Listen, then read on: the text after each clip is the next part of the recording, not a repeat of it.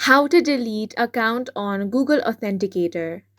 Hi guys, welcome to our channel. Let's begin. In this video, I will guide you on how you can delete account on Google Authenticator.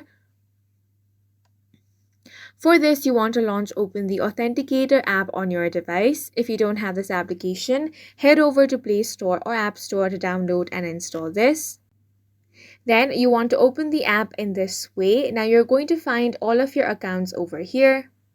If you want to delete any of these accounts, you simply want to tap and hold on that account and swipe left.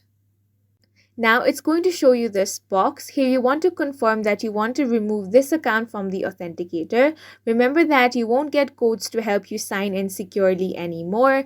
If you want that, tap on the remove account option over here. Once you tap on that, your account will be successfully deleted. And that's it for this video. If you found it helpful, please make sure to hit the like button and subscribe for more videos like this.